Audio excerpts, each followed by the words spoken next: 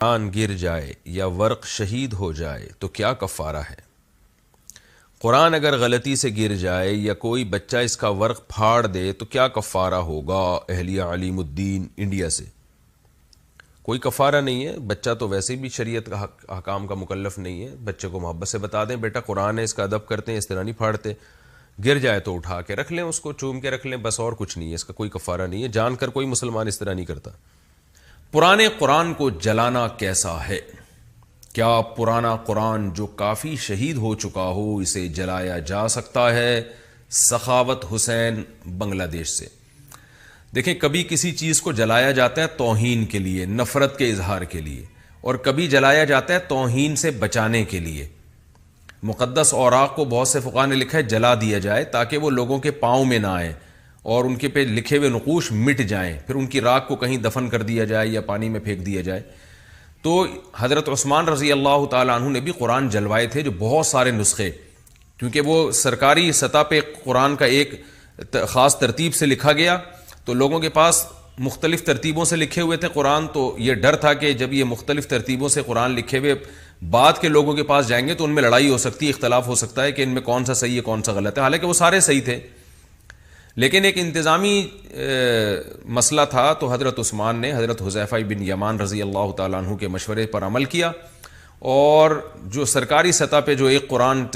مرتب کر کے لکھوایا گیا، اس کے علاوہ تمام نسخے قرآن مجید کے جلا دیے گئے۔ تو وہاں کسی نے بھی نہیں کہا کہ یہ قرآن جلا رہے ہیں، وجہ یہ تھی کہ وہاں قرآن کا جلانا قرآن کی توہین کے لیے نہیں تھا، بلکہ قرآن کی حفاظت کے لیے تھا، تاکہ ایک ہی طرح کا قرآن لوگوں کے سامنے جائے۔ باقیوں کے پاس بھی یہی قرآن تھا، لیکن صورتوں کی ترتیب مختلف تھی۔ کسی کے پاس سورہ نساء پہلے تھی اور جناب آل عمران بعد میں تھی، کسی کے پاس فلاں صورت پہلے فلاں صورت بعد میں، تو یہ نبی نے اجازت دی تھی جس طرح سے چاہو صورتوں کو جمع کرو، لیکن یہ اجازت سے بعد میں فتنہ پیدا ہو سکتا تھا۔ تو حضرت عثمان رضی اللہ تعالیٰ عنہ نے صحابہ کے مشورے پر عمل کیا اور ایک ہی ترتیب سے لکھ دیا کہ بھئی الحمد سے لے کے والناس تک اس ترتیب پہ اب قرآن لکھا جائے گا، اس کے علاوہ کوئی ترتیب کسی کے پاس ہے تو اس کو ختم کر دیں۔ تو جلایا کیوں؟ توہین کے لیے نہیں بلکہ حفاظت کے لیے۔ تو اس سے پتہ چلتا ہے کہ قرآن کو اگر حفاظت کے لیے جلایا جا رہا ہے، کیا مطلب؟ توہین سے حفاظت کے لیے، تو یہ جلانا بالکل جائز ہے۔ میں اس پہ اتنی تفصیل اس لیے بیان کر رہا ہوں کہ سرگودا میں ہمارے ایک بہت ہی قریبی دوست ہیں، عالم بھی ہیں، اور اللہ نے ان سے بڑا کام بھی لیا ہے۔ انہوں نے ایک ادارہ بنایا کہ بھئی مقدس اوراق کی حفاظت کا۔ تو اب وہ مقدس اوراق کو لے جا کر ٹھکانے لگانا پورے شہر کے اوراق بہت مشکل کام ہے۔ تو میں نے ان کو مشورہ دیا کہ بھئی ایک یہیں اس ادارے میں ایک زمین کھودیں اور اس میں یہ اوراق رکھ کے جلا دیا کریں۔ تو کانوں کو ہاتھ پکڑ لیا انہوں نے کہا بھائی ایک دفعہ ہم نے یہ کیا تھا کہ ہم نے جلایا نہیں بلکہ غلطی سے آگ لگ گئی، تو وہ پڑوسیوں نے کمپلین کر دی اور فوراً جو ہے نا تھانے میں رپورٹ کرا دی کہ قرآن کی توہین کر رہے ہیں۔ تو اس معاملے میں نا ہماری قوم کو حد سے زیادہ جذبہ، عمل دھیلے کا نہیں ہے ہمارا قرآن پر، لیکن بس موقع چاہیے کہ عشق رسول اور قرآن کے عشق کے نام پہ نا کوئی موقع چاہیے ان کو کہ یہ ثابت کرنا ہے کہ ہم سے بڑا عاشق کوئی نہیں ہے۔ تو بھائی دیکھو تو صحیح ہے کیوں جلا رہا ہے، یہ جلا ہے اس کے ہاتھ سے تیلی گر گئی ہے غلطی سے، یا انہوں نے اس لیے جلایا جا رہا ہے کہ اوراق کی وہ جو اگر وہ جان کر بھی جلاتے تو توہین کی نیت سے تھوڑی جلاتے، وہ تو اس لیے جلاتے کہ ان اوراق کو دائیں بائیں بکھرے پھریں گے، لوگوں کے پاؤں میں آئیں گے تو ہم ان کو ایک جگہ جمع کر کے راکھ بنا کے دفن کر دیتے ہیں۔ لیکن ہماری قوم اس معاملے میں بہت زیادہ جذباتی ہو گئی ہے کہ توہین رسالت کے نام پہ، توہین قرآن کے نام پہ جو ہے نا بے گناہ لوگوں کو بھی نشانہ بنایا جاتا ہے۔ میں مانتا ہوں کہ ظاہر ہے توہین رسالت اور توہین قرآن کا تو اب مسلمان تصور بھی نہیں کر سکتا، لیکن اس کی تحقیق بھی کرنے کے لیے تیار نہیں ہوتے کہ توہین ہوئی بھی ہے کہ نہیں ہوئی ہے۔ کتنے لوگ ہیں جو بے گناہ ہیں، جو ساری زندگی جن کی عشق رسول میں گزری اور رسول کی سیرت کو بیان کرتے ہوئے گزری، ان کی زبان سے کوئی لفظ تھوڑا سا غلط نکل گیا ممبر پہ، یا کوئی تحریر میں کوئی دائیں بائیں ان سے غلطی سے ہو گیا تو وہ اٹھا کے ان کو توہین رسالت کے کیس میں جیلوں میں ڈال دیا گیا ہے۔ تو قوم کو اپنے جذباتی جو پن ہے نا اس سے باہر آنے کی ضرورت ہے، اور یہ جو نعرے ہیں کہ ہم جو ہے نا توہین رسالت کے معاملے میں بس جذبات ہی سے کام لیں گے اور ہم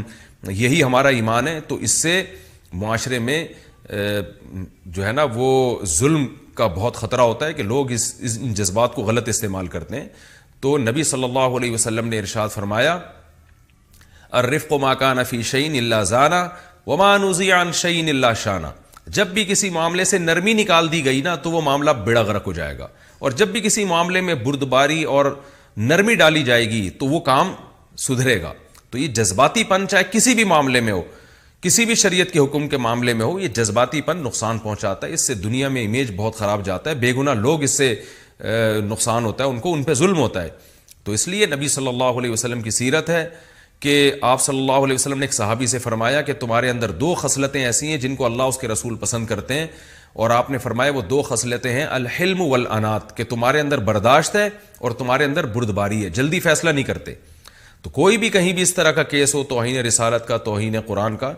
آپ کو لگ رہا ہو کہ توہین ہے, تو صرف آپ کا لگنا کافی نہیں ہے, اس میں بہت زیادہ غور و فکر کرنا چاہیے کہ یہ سامنے والا پاگل تو نہیں ہے, مجنون تو نہیں ہے, دوسرا اس کی زبان سے غلط لفظ تو نہیں نکلے, ایسا تو نہیں ہے کہ اس کو اردو میں مہارت نہ ہو اور بیچارہ بولنا کچھ اور چاہتا ہو, نکلتا کچھ اور ہو اس کے منہ سے. تو بہت جلدی یہ فتوے لگا دینا قرآن کی توہین کے, رسالت کی توہین کے, یہ اچھا کام نہیں ہے, شریعت کا یہ مزاج نہیں ہے, اور اس سے معاشرے میں خوف و ہراس پھیلتا ہے, اور اس سے جو لبرل لوگ ہیں ان کو مذہب کے خلاف باتیں بنانے کا موقع ملتا ہے کہ دیکھو یہ مذہبی لوگ کتنے متشدد ہوتے ہیں اور ان کی وجہ سے جو ہے نا کتنا معاشرے کو نقصان ہو رہا ہے. تو ہر مسلمان الحمدللہ عاشق رسول ہوتا ہے, عاشق قرآن ہوتا ہے, ایسا نہیں ہے کہ مسلمان قرآن کی توہین کا تصور بھی کر سکے. تو اس لیے اگر کہیں ہو رہا ہے تو غور و فکر. یہی مسئلہ غیر مسلم کے ساتھ بھی ہے کہ غیر مسلم پر بھی آپ فوراً توہین رسالت کا فتویٰ نہیں لگا سکتے. اگر اس نے کوئی بات کہی ہے تو اس کے 10 مطلب نکلتے ہیں, تو آپ کو غور و فکر کرنا پڑے گا اس کا مفہوم کیا تھا. اس کو ایسا تو نہیں ہے کہ اس کو ورغلایا جا رہا ہو, یا ایسا تو نہیں ہے کہ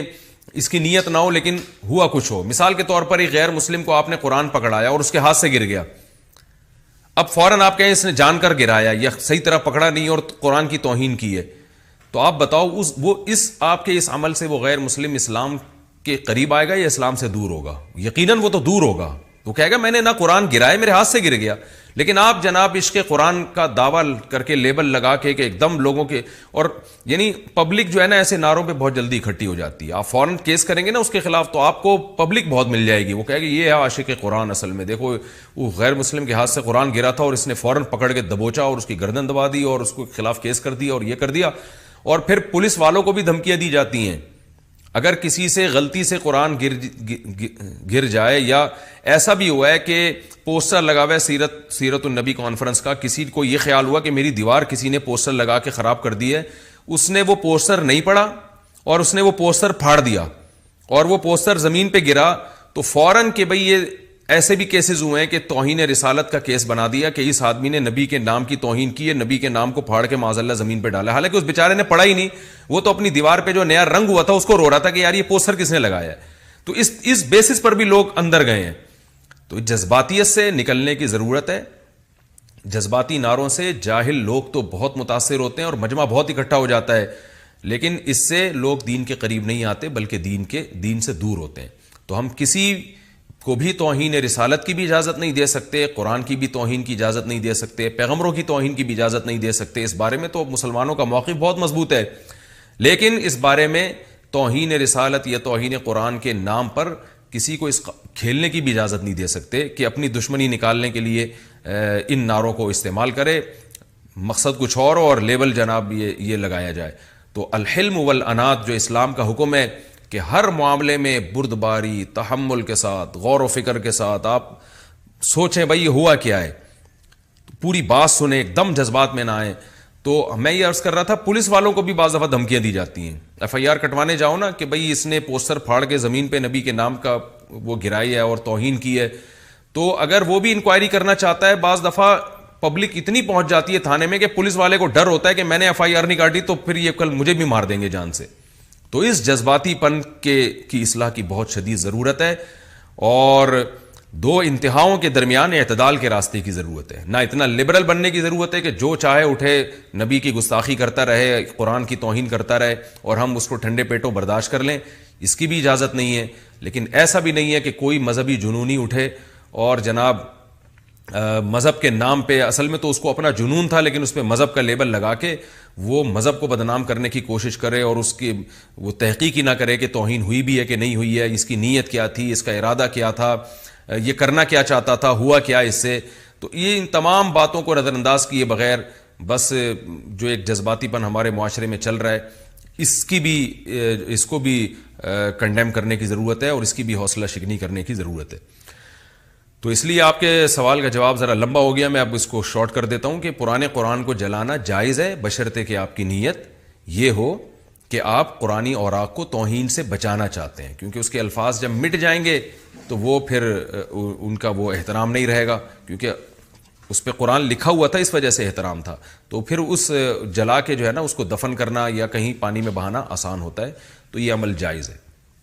لیکن پھر میں بتا دوں اگر آپ نے جلایا اور کہیں اڑوس پڑوس میں کوئی بیٹھا ہوا جذباتی آدمی تو آپ کو طبیعت سے چترول لگا سکتا ہے وہ, اور وہ آپ کے خلاف ایف آئی آر بھی کاٹ سکتا ہے اور قانون کا غلط استعمال کر کے آپ کو اندر بھی کر سکتا ہے. تو فتوے کی روح سے جو مسئلہ تھا وہ میں نے بتایا ہے. قوم کی جذباتیت کی بیس پر آپ کو کیا کرنا چاہیے